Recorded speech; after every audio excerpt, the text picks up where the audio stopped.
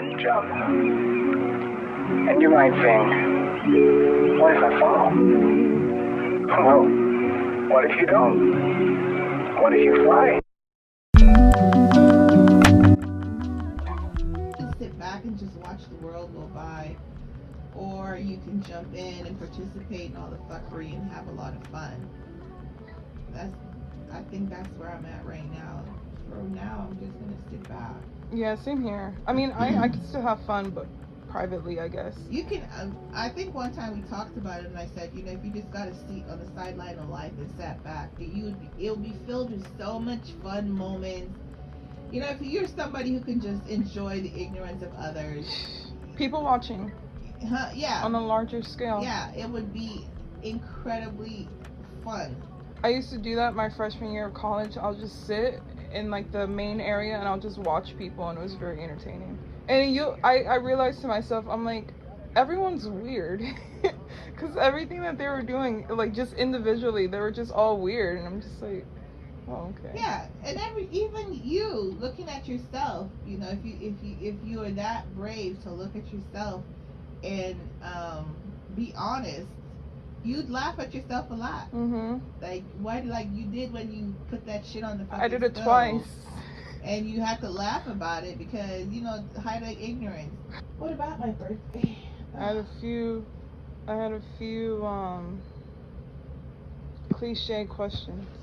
What does that mean? A lot of people have been using that fucking word cliche lately. I was gonna say manufactured, but I couldn't think of I couldn't say it, so I said cliche. What does cliche mean when you say that shit? I don't even know. It just feels right. It just feels right. Why? Because where did you get the word? I got it from my brain because I didn't want to say manufactured, but it's just like very common, like very common word. It's a phrase or opinion that is overused and betrays a lack of original thought. See, there you go. Because it was common. It's just some common questions. Like, oh, it's your birthday. Let me sit here and now question you about you. Yeah, but that's not what a cliche means. What did it just say? It says it's a phrase or opinion that is overused and betrays a lack of original thought. Oh, I guess so, because this is a question, not an opinion or a phrase. A lot of people have been using that word, I found lately, and I thought... Where, on the news? Yeah, just in thing, and I'm thinking, is this a new thing? Oh, I don't know. I haven't heard anyone at my job use it, and I that's heard the it only on the place. news like twice last week. Very cliche, and not to be cliche, and it's cliche, and I'm thinking, okay, is this the new one? Like, these people are just fucking up the English language. Well, I'm a part of the trend and a part of the problem. So, yes, I have some cliche questions for you. Okay. Well, phrases with a question mark. Alright. Such as... Mommy. Yeah. Alrighty. So, your birthday's coming up. Yeah. This is actually kind of weird to sit here and ask you these questions. So, like, looking back at your lifetime, like, what are some of the things that you're very proud of yourself for? I think because of the way my life is now, I can't pinpoint things that I'm proud to say. What are things in your life that you're proud of? Mm-hmm. Because I'm just generally proud of my life. I'm proud that I'm still alive, as long as God allows me to be. I'm proud that I can still, I can still see right from wrong. I'm proud that you guys are all the way grown up and you turned out to be great kids. Like, I'm proud of the relationship I have with you guys. Yeah, that came a long way, huh? Well, in my mind, it was always there, because in my mind, I'm always the mother. Yeah. So it doesn't matter how much you feel like you need to go, whatever you feel you need to do, that doesn't really bother me. It hurt my feelings sometimes, Mm-hmm. but I can take that from my relationship with my mother, Mm-hmm. because I left the whole country to get away from my parents and my family and all, because I was very I was really rebelling. Mhm. So, but I loved my mother dearly, Yeah. and if I had heard that, you know, her finger was hurting, I'd get emotionally sick. Like, it would Mhm. bother me. So I knew that rebelling doesn't mean that you lose your relationship with your parent. It just means that that's something that you're gonna go through. Yeah. Because my parents loved me. Yeah, we had challenges, but they couldn't stop me from getting on a plane and just leaving. You know, they didn't hate me for it. Um, you know, so our relationship still to this day. You see how my relationship is with my mom. So it was a challenge because when parents feel that they're not in control and their children are still at an age where the parents are really responsible for them, Mm. you know, it's a very painful time for a parent to go through. I bet. Yeah, so That makes sense. Okay, because how was that to leave your country and then come to? Because you came straight to America, or you went straight to New York? America and New York is the same place. I know, but like, New York is specific. It's a Yeah. state. So did you go straight to New York, or Yeah. what did? How was that?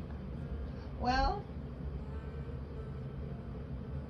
that's a whole nother topic to talk about. I can't really tell you what it was like, or because the circumstances under which I came, Mm. a lot of it I've suppressed. Mhm. So the only thing I could really tell you about was the weather. That it was really super cold. It was middle of winter. I think I came on December the 18th, or either December the 12th or the 18th. That was the middle of winter. It was snowing, and I had on a cotton suit. Mm. And I never knew.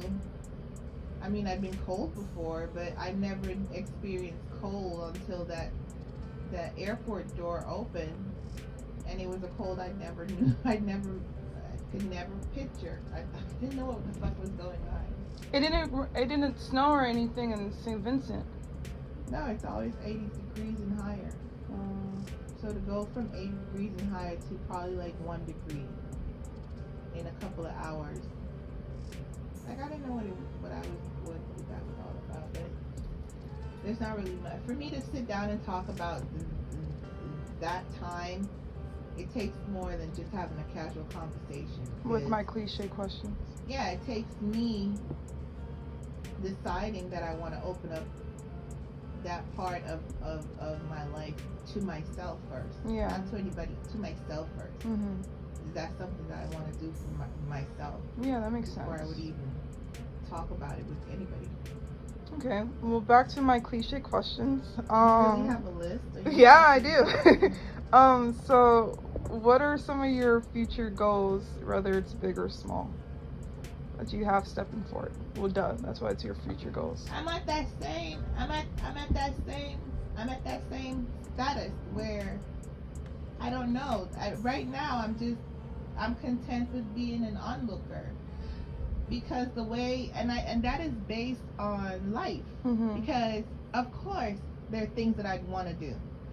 There are things I'd want to have my business and have, and you know, I'd want to have my app. I'd want to design a few things.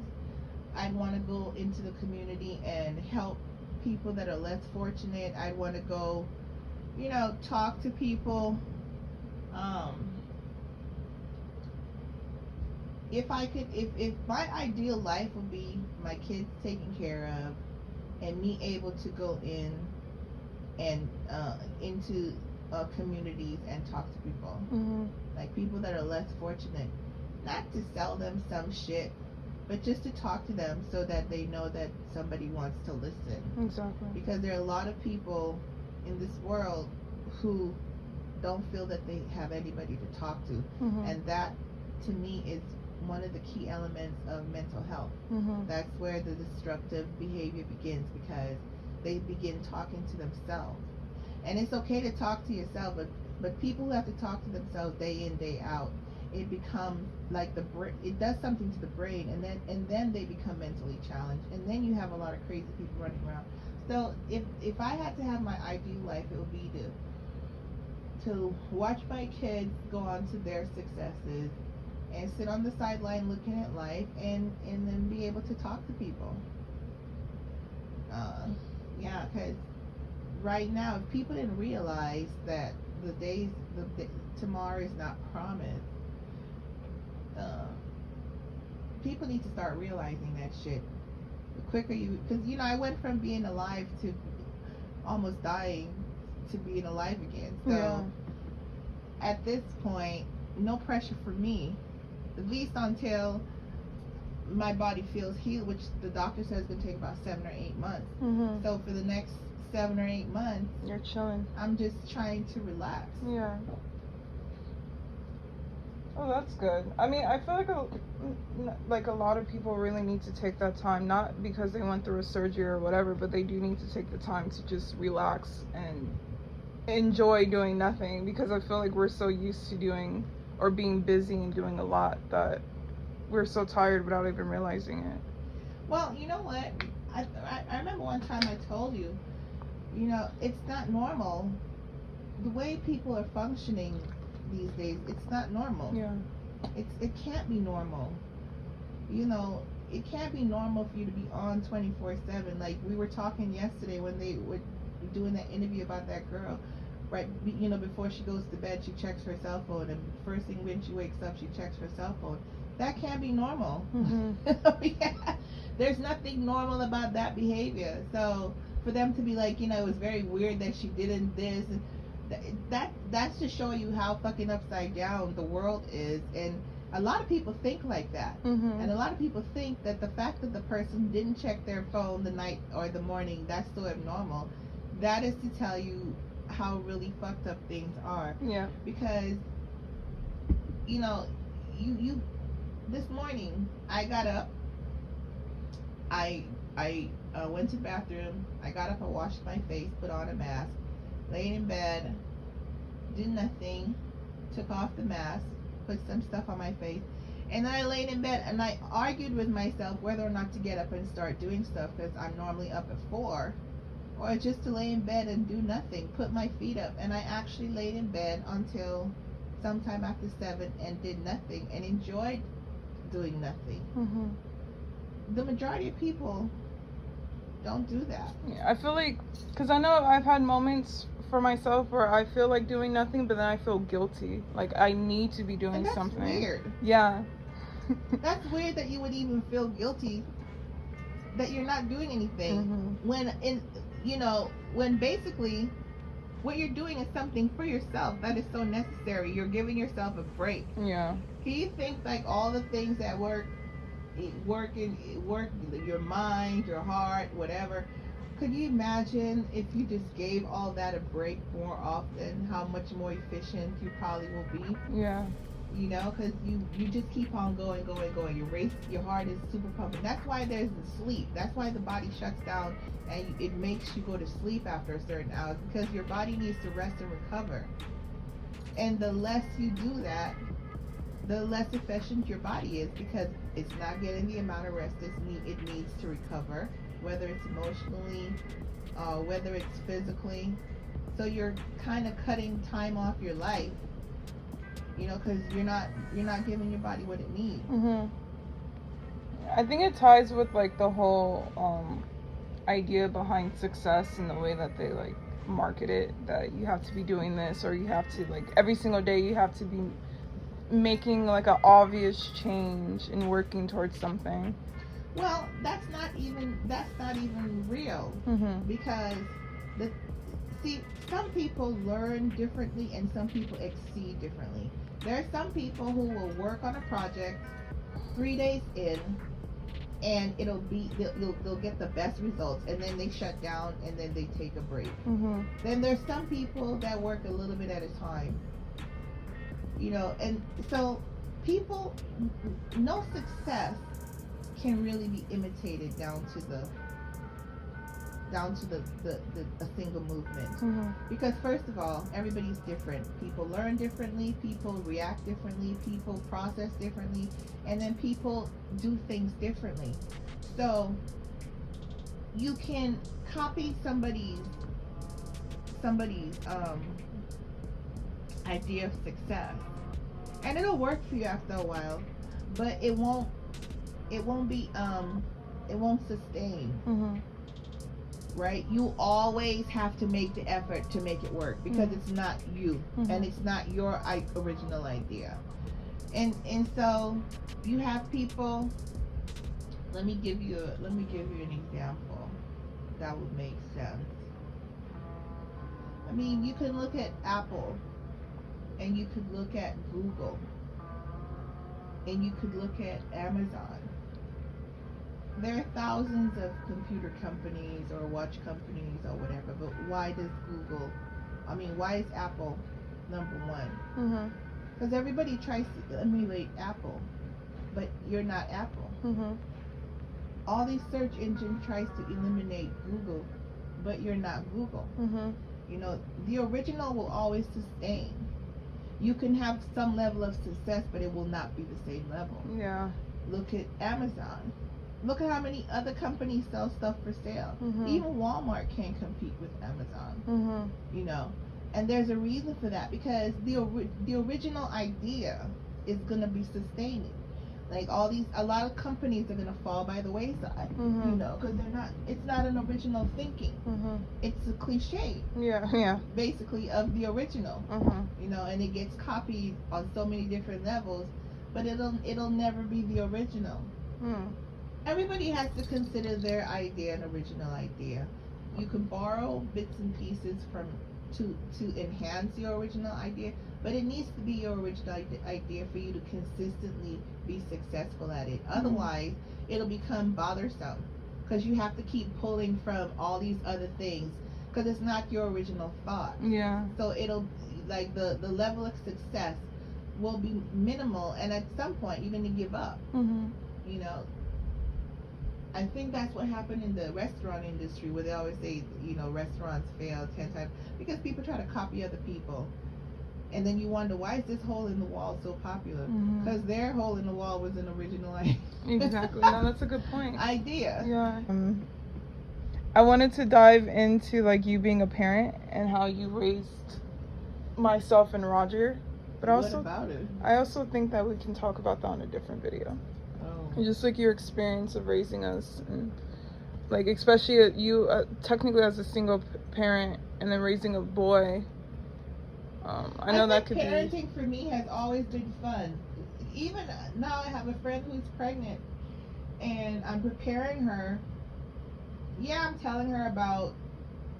It's, you know, you're gonna go through a lot through your pregnancy, blah blah blah. I'm telling her what books she should buy to prepare her, so she can understand what she's going through. But basically, she's looking forward to a lot of fun, because parenting is a lot of fun. If you find people that don't find parenting fun, then they weren't. I hate to say it, but they really weren't parents, because, you know, parenting comes with a lot of emotions. You have happiness, you have sadness, you have fear, you have pride. There's so many things, but it's under the umbrella that parenting is fun. So if you can't say that parenting was fun for you, then something is missing. You know, even if you are a single parent, you have to work 2-3 jobs. That's not where the fun lies. The fun lies with your interaction with your child. Even when they're trying to be stubborn, and you in the back of your mind are laughing in the back of your head, like, yeah, whatever. Like, you know, at the end of the day, I'm the parent. You know, that alone in itself is fun. Watching a little child, 2 years old, try to be rude and not do what they're being told to do at 2. There's a lot of fun in just looking at a child doing that. You know, there's fun in watching your child try to compete. There's fun in watching your child trying to tie their shoelace. So the overall idea of a parent, like when you look back on parenting, it should be like it was a lot of fun.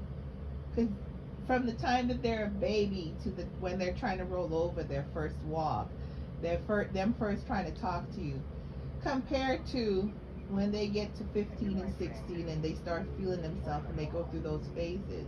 Like, the scale should be tipped, where there was so much more fun experiences. You know, even the fact that some parents, you didn't have food to give your kids and the kids were hungry, but when they ate, they were excited, they were happy. You were happy that they were eating. So you always have to find that balance. You always have to find that balance in parenting where it ends up being fun. Yeah. You know. That makes sense. Kind I can't wait to be a parent later this year when I get a cat and a dog. They're gonna be my children. That's fun. That's fun. That's why I want a Chihuahua, because I treated September like a baby. I used to throw her in the bed and shake her like she was a little baby, pick her up like she was a little baby. You see here, kid? You gotta just go for it. Don't think about what comes after or what came before. You just gotta bend your knees